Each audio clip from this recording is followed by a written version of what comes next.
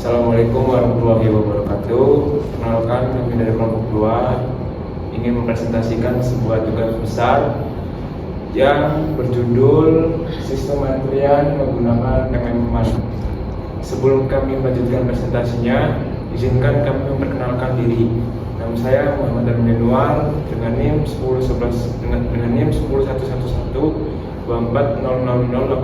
dan sebelah rekan saya.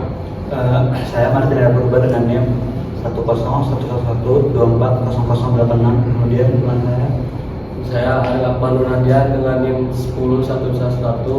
101112400066 dan ini teman saya. Saya Jepit Radiswojan dengan NIM 20101010. Yang pertama itu adalah latar belakang. Sistem antrian yang sering terjadi pada fasilitas pelayanan yang memiliki keterbatasan sumber daya seperti usaha kuliner. Warmindo atau Langit Purwokerto memiliki satu pelayanan utama sehingga sering terjadi antrian pada jam ramai. Kondisi ini sesuai untuk dianalisis menggunakan model sistem antrian MM1. Kemudian yaitu alasan pemilihan objek. Warmindo atau Langit Purwokerto dipilih karena memiliki tingkat kedatangan pelanggan yang cukup tinggi, terutama pada malam hari. Seluruh proses pemesanan dan pembayaran dilakukan oleh satu pelayan, sehingga sistem antrian yang terbentuk jelas dan mudah diamati sebagai model MM1. Berikutnya yaitu deskripsi sistem. Pelanggan datang secara acak dan langsung membentuk satu jalur antrian. Pelayanan dilakukan oleh satu orang pelayan dengan aturan first in, first out atau FIFO. Kemudian setelah selesai dilayani, pelanggan akan meninggalkan sistem sehingga karakteristik sistem sesuai dengan model antrian MM1. Kemudian dilanjutkan dengan teman saya. Untuk model antrian model MM1 digunakan karena pola kedatangan pelanggan diasumsikan mengikuti distribusi Poisson, sedangkan waktu pelayanan mengikuti distribusi eksponensial. Sistem ini memiliki satu pelayan, satu jalur antrian, dan kapasitas antrian tidak dibatasi. Variabel utama dalam sistem antrian MM1 diikuti laju kedatangan pelanggan, laju pelayan, utility server, panjang rata-rata antrian, panjang rata-rata sistem, waktu tunggu rata-rata dalam antrian, dan waktu tunggu rata-rata dalam sistem. Pengamatan dilakukan selama 60 menit pada pukul 21.30 hingga 22.30 WIB. Selama periode tersebut tercatat sebanyak 25 pelanggan dengan total waktu pelayanan sebesar 49 menit yang digunakan sebagai dasar perhitungan sistem antrian.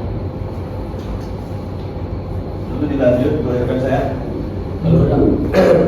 Lalu ada hasil perhitungan menunjukkan laju kedatangan pelanggan sebesar 0,417 pelanggan per menit dan laju pelayanan sebesar 0,51 pelanggan per menit.